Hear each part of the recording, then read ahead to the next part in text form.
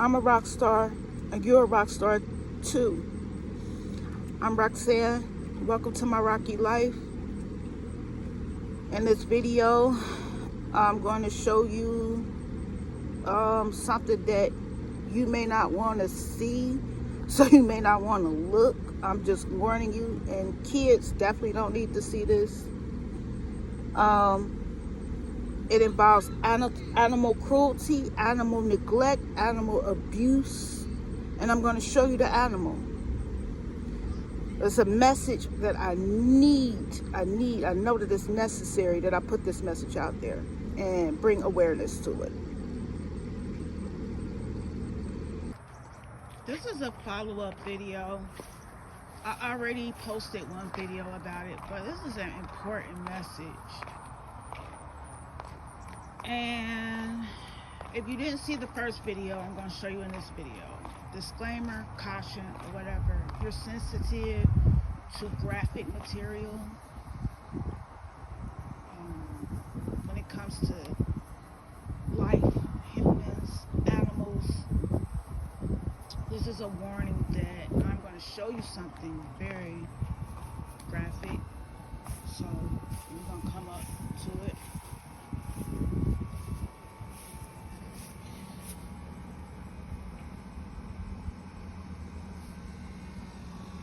He's been out here for about 3 days. And the family, I'm knocking on the door, nobody's answered. So if you saw the first video, you wondering why the dog is just out there like that, that's because the family is gone. And I don't know where they are.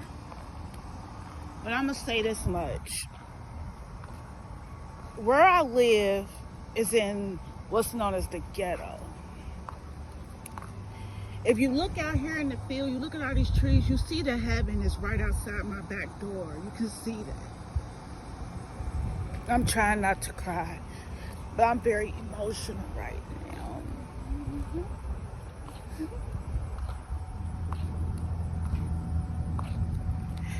Heaven is right outside my back door, but I'm in the ghetto, and I see so many things. And I do believe that I'm supposed to be here.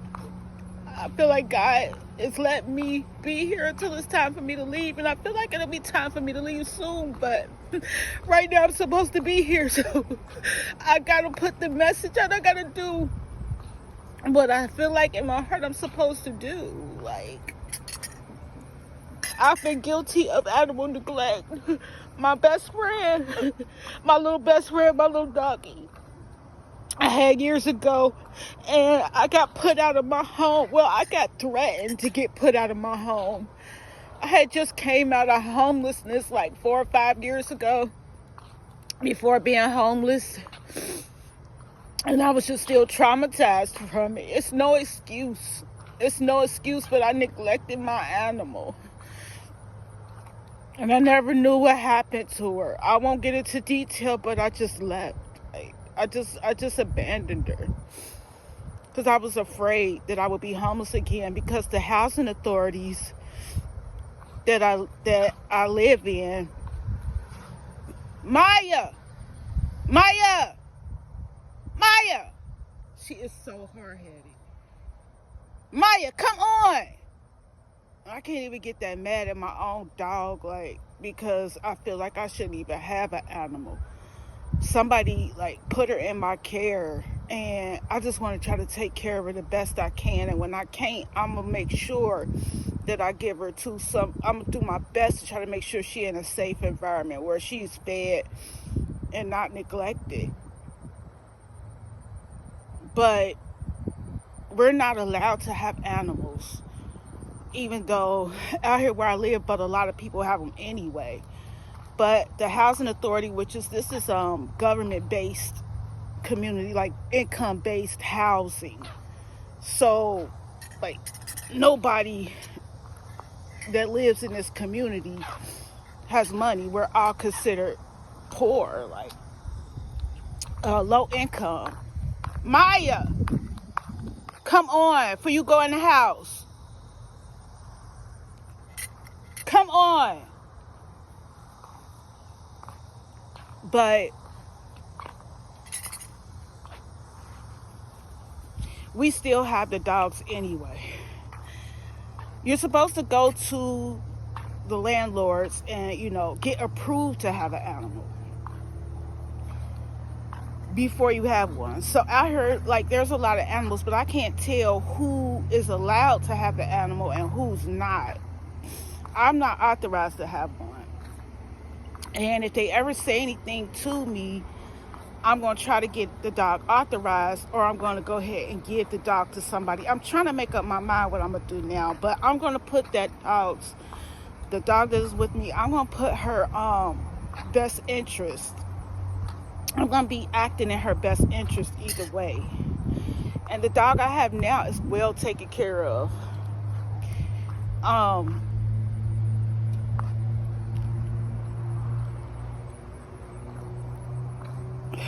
What I feel like happened with this person is that I think her utilities might be cut off, because she hasn't been there 3 days and I don't see the lights come on or anything, but something has happened. And it's been like, I've seen this coming, but I didn't know that the dog would die. I really didn't. Or I would have tried to step in some type of way. Like, I don't know what I would have done, but I just didn't know. I saw the dog outside a lot, like in a cage, in the heat.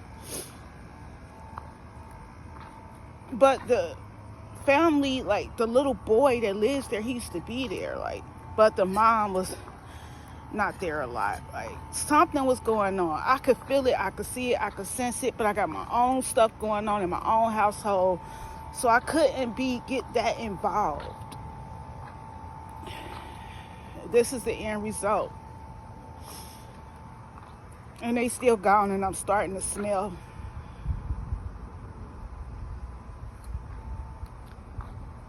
I'm starting to smell deterioration. Like, I'm not calling the police on these people. I'm not calling the authorities, because I don't feel like that's my place to do. Like, I feel like they already are going through something. And because I've committed almost every crime you could think of to some degree, I have this sort of compassion that people may think is sick. But I feel like God chose me because I have done certain things. Like, I can't think of anything that's been done on this earth that I haven't had my hand in or been guilty of, even just a little bit, to some degree. So my goal is just to put a message out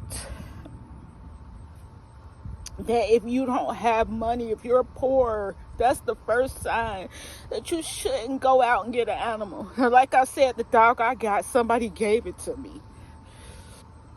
Somebody found it and it had nowhere to go. Maybe I should have just gave the dog, I don't know, maybe I should have just tried to get rid of it. But what, send it to the SPCA? I don't know. She was just so pretty when I got her, and I won't lie, I just decided to try to keep her. But trust and believe,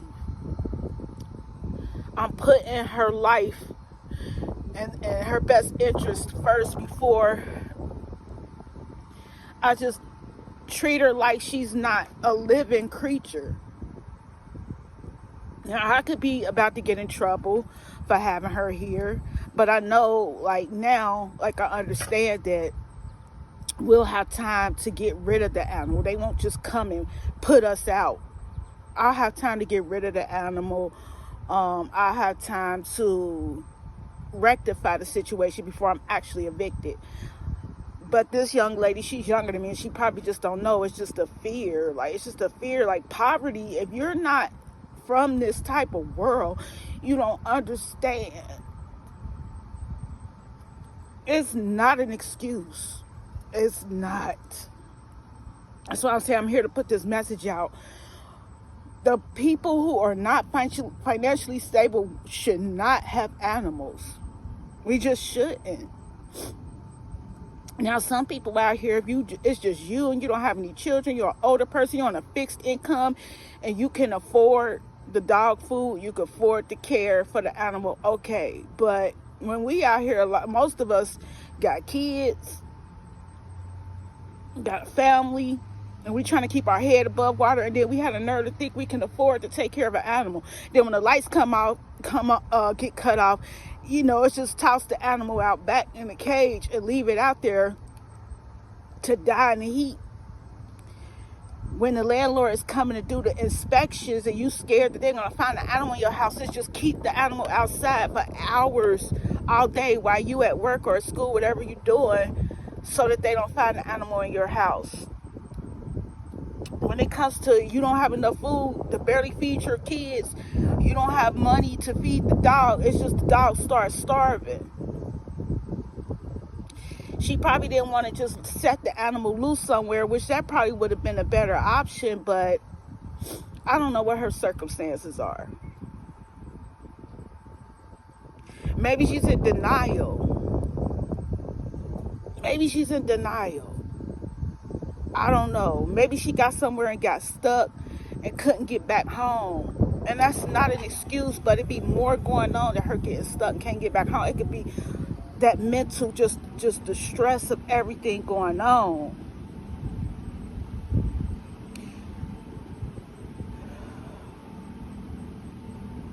People, if you don't have the money, if you are on fixed income and you have children, or you live in a subsidized housing, if you're considered low income and you're getting any kind of low income assistance, that's like, to me, is one of your first signs that you should not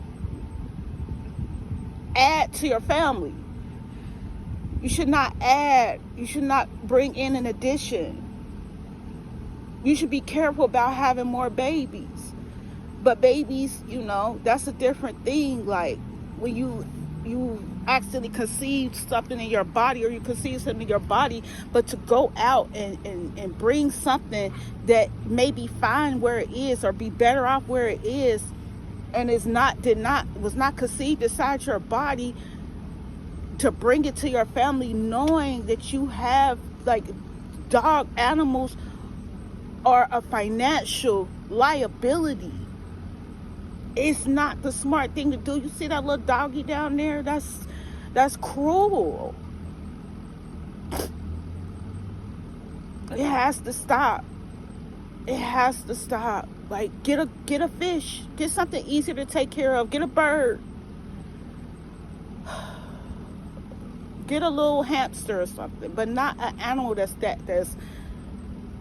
as big as a baby. Like, it's too much of a financial responsibility, and we have enough going on. Like, we have already being in poverty is a burden in itself. Stop bringing these animals into it. They don't deserve that. Like, they just don't. I know you want an animal. I know you think they're cute. I know your kids are begging you for an animal. You want to give your kids the dog they've been asked for, the kitten they've been asking for. You want them to have the same thing that other kids have that are not in your financial situation. But it's not fair to the animal. Did y'all see that little thing down there in that cage? Imagine if that was you. Just sit for a minute. Imagine if that was you. It's not right, y'all. It's just not. I'm sorry to say it, but I'm gonna say it because I'm sorry, not sorry. And it's especially a lot of African Americans. I'm sorry to say it, but I'm not sorry. A lot of African Americans neglect their animals. They don't take care of their animals. It's what I see. Poor African Americans. I'm sorry, y'all, but we don't deserve we just don't deserve to have these animals right now. Like, we don't deserve to go out and deliberately get an animal. We don't deserve. Do you know how many neglected dogs is running around in this neighborhood? So many neglected dogs that somebody thought it was a good idea to go get an animal, and then they got overwhelmed and they just set it free. They get evicted. Because even in this low-income housing where we don't have to pay much rent, it's more going on than just the money issue. It's also psychological issues, mental issues. It's the lack of knowledge. A lot of us are desensitized to death. There's just a lot going on. We don't need no animals until we are in a better position, at least financially, at least have enough money. A sign that you don't have enough money, you have government assistance with your home, with your food, with cash.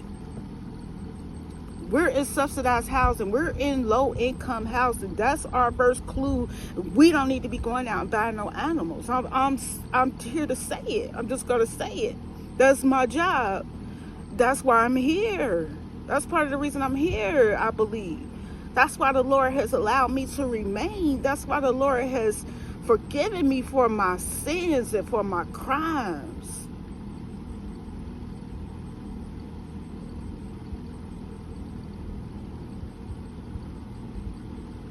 Rest in peace, little doggy.